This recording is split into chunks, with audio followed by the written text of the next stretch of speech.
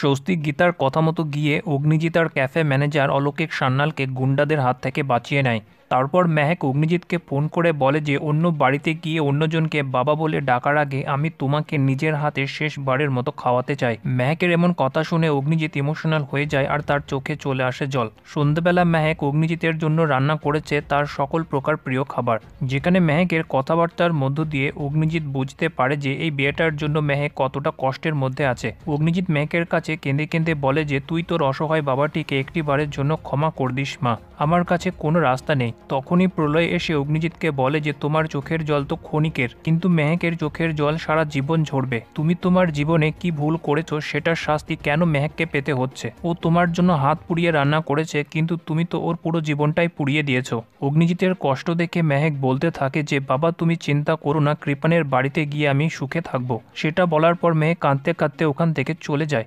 অন্যদিকে অঙ্কিতের বাড়িতে বড় আনন্দ উৎসবের সঙ্গে তার মা বাবা পালন করছে অঙ্কিতের গায়ে হলুদের অনুষ্ঠান। তখনই গীতা অঙ্কিতকে ফোন করে বলে যে 4 জন লেডি কনস্টেবল আছে, তাদেরকে হলুদটা দিয়ে পাঠিয়ে দাও। কৃপানের হলুদ আসার আগে তোমার হলুদ আসা দরকার। তারপর 4 জন লেডি কনস্টেবল সেখানে এসে অঙ্কিতের গায়ে হলুদটা তাড়াতাড়ি মুখার্জি বাড়িতে নিয়ে গিয়ে পৌঁছে দেয়। অন্যদিকে পুরো মুখার্জি পরিবার গান বাজনা আর আনন্দ উৎসবের সঙ্গে পালন করছে মেহেকের গায়ে হলুদের অনুষ্ঠান। গীতা মেহেকের গায়ে হলুদ নিয়ে ভীষণ খুশি, কারণ গীতা জানে যে অঙ্কিতের গায়ে হলুদই মেহেকের গায়ে লাগানো হবে।